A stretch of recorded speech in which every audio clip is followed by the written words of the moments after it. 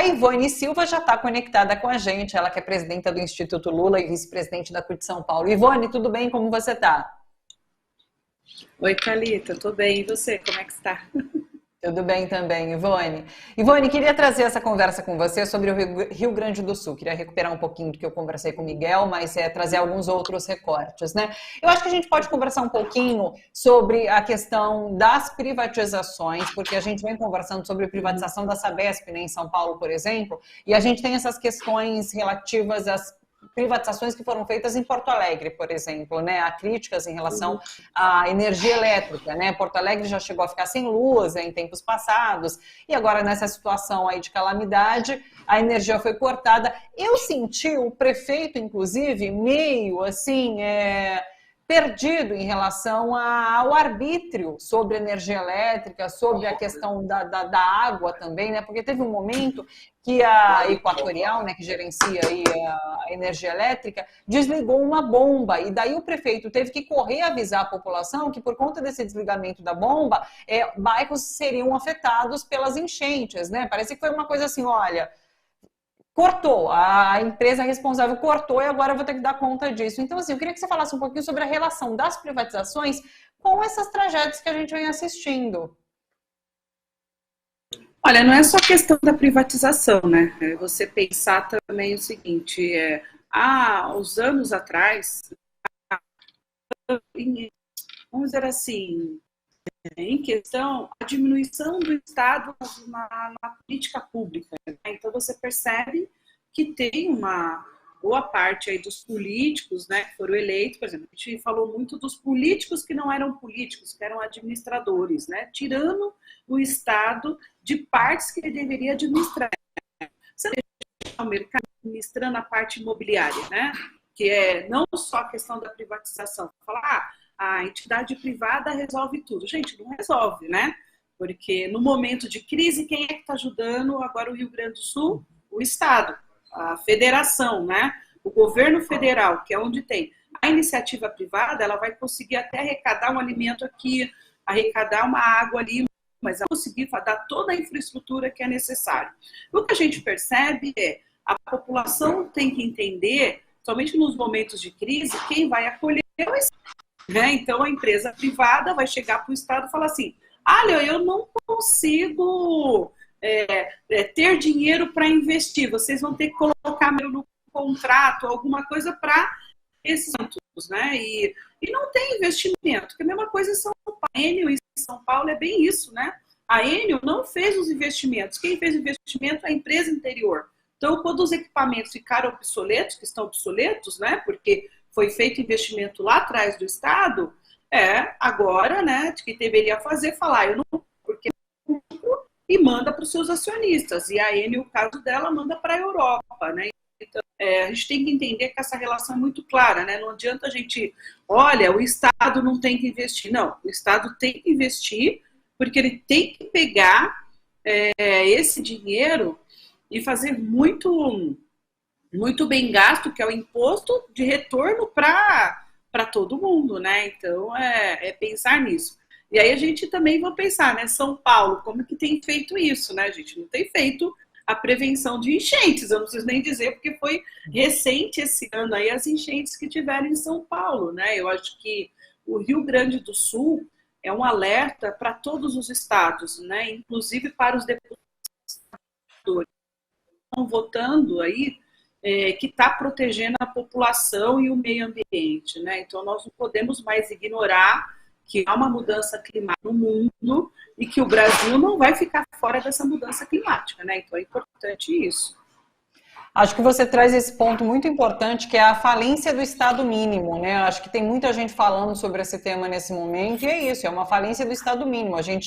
O caso de Porto Alegre, do Rio Grande do Sul, no todo, na verdade, mostra como essa intervenção aí do governo federal, na verdade, esses aportes, essa ajuda, tem sido necessários, têm sido importantíssimos para lidar com esse momento de emergência, mas também, claro, no que vai vir depois, porque quando as águas baixarem, que se começa, então, a reconstrução do Estado, né? Então, assim, é a falência do Estado mínimo. Diga. É que assim, nós estamos todos chocados que a gente nunca viu isso acontecer no Estado inteiro, né? Eu acho que isso que levantou alerta para todo mundo fazer o debate, porque a gente tinha esses problemas no estado de São Paulo. Nós tivemos ali Ubatuba, Caraguá, nós tivemos recentemente a né? Mas agora, um estado praticamente debaixo d'água, você vê aquelas cavalo d'água, né? Que eles viram que é a égua, né? O cavalo caramelo sendo resgatado. Olha bem, né? Você está lá no telhado, um cavalo e tudo em volta virou um rio. São cidades inteiras, né? É um orçamento enorme. Como é que vai reconstruir todas essas cidades? E aí levando uma questão, né? Vai reconstruir essas cidades no mesmo lugar? Porque teve cidades ali que já perderam tudo, já é a terceira, a quarta vez, né? A gente vai ter que repensar realmente a questão dos nossos planos urbanísticos das nossas cidades. Onde estão as nossas cidades, né? E qual, por exemplo, o orçamento das cidades para essas catástrofes? Que é isso. Gente, nós estamos no outono. Ontem São Paulo estava com 39 graus. Você não está conseguindo porque a umidade do ar está em 25, 28% em São Paulo. Então, nós temos que realmente pensar qual é a cidade, né, que nós queremos e qual é o planeta que nós queremos. Né? E para isso, você precisa começar a repensar a nossa vida, né? O nosso consumo, as nossas ações, né? Então, as cidades terem reciclagem, né? Que isso é importante. As cidades pensarem não só de construir prédios, mas ele tem que captar isso. Então, por que a gente viu bairros inteiros que antes eram que tinham absorvia essa água, principalmente porque tinham jardins, e hoje você vê prédios, asfalto. Essa água vai para onde? Ela não está sendo absorvida mais no solo, né? Que é essa discussão dos arquitetos, urbanistas, dos ambientalistas, de como que nós vamos proteger a nossa fauna. Então, por exemplo, em São Paulo, briga-se muito por espaços de áreas válidas e reservar um parque, e agora o Parque Augusta foi isso, né? Foi uma briga tremenda para o centro de São Paulo ter um parque, uma área verde, porque senão seria mais prédios. Essa água, uma hora, ela tem que ir para algum lugar. E se ela quando ela está aí, a gente não consegue realmente a água baixar e está acontecendo o que está acontecendo em todas as cidades, né? Isso é terrível o que está acontecendo no Rio Grande do Sul, mas eu acho que é um alerta para todas as cidades e para todos nós. Perfeito. É isso, a gente vai ter que repensar essa arquitetura urbana e tudo isso passa por discussão nas câmaras, nas assembleias, a gente precisa ficar de olho, porque é um alerta, como você coloca. Deixa eu trazer um último... E aí só um dado que... tá. Eu só falar um dado que é muito importante, claro. Gente, do estado de São Paulo, né? Em 13 anos, o estado de São Paulo, ele não tem investido desde 2010 7,3 bilhões em combate às enchentes. Ou seja, a gente não tem, o orçamento nosso não está sendo cumprido no estado inteiro, né? Então é um alerta, né? E para 2023 foi deixado só 2,1 bilhão. É muito pouco para o estado em questão de enchente. Então, se acontecer chuvas no nível que aconteceu no Rio Grande do Sul, São Paulo também terá aí. Lógico que a gente não tem a mesma geografia, né, na mesma forma, planícies como é o Rio Grande do Sul. A gente tem que cuidar do que a gente está vendo do interior aí com enchente de São Paulo todos os dias, né? Cidades que a gente não via virarem rios, né? Isso está sendo muito comum e a gente vê isso todo dia na internet. Ivone, você acredita que a partir desse episódio ali no Rio Grande do Sul, a gente vai ter uma consciência maior em relação às mudanças climáticas, às catástrofes climáticas, e a gente vai ter uma redução no negacionismo climático que a gente vê acontecer com muita frequência? Olha, não, eu acho que quem não acredita...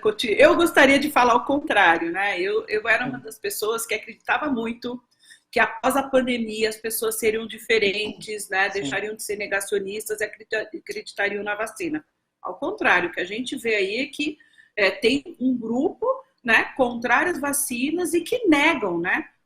Foi votado ontem lá na Câmara, no Senado, para terras indígenas, né, em todo o país, né, principalmente nas áreas da Amazônia. Então, infelizmente, eu gostaria de crer nisso, Mas não, eu acho que tem pessoas ainda que jogam contra e não e não acreditam na ciência, né? Porque o que está acontecendo no Rio Grande do Sul, já tinham cientistas, né, que já diziam isso em 2020 e 2022, a possibilidade que ia acontecer, porque eles faziam essas contas com o aumento do rio e das chuvas e aumento da temperatura da terra, né? Então, não acredito. Eu acho que vai continuar um pessoal aí muito, né, e continuar jogando principalmente fake news, né? A gente viu que o que aconteceu de fake news, né, na questão do Rio Grande do Sul foi terrível, sabe? E eles usam realmente a desgraça, né, das pessoas, né, da vida, para ganharem alguma coisa ou ganharem cliques, né? Que vamos lembrar, por que se cria essas fake news? Porque é visto, é clique, é repassado e as pessoas monetizam em relação a isso, né? Como a gente antigamente tinha notícias populares aí que todo mundo comprava porque via sangue, né? É bem isso, né? Então são canais sensacionalistas que criam os fake news exatamente para isso, né? E eu acho muito ruim, né, isso. Então eu acho que uma parte da população não vai mudar, eu acho que uma outra parte sim. Né? E principalmente a juventude, viu? Eu acho que tem uma juventude muito mais consciente em relação ao consumo. Né? Então, eu acho que a nossa possibilidade de dessa juventude ir nos convencendo que realmente nós temos que viver de outro jeito. Né? É isso, esperança está nos jovens, realmente.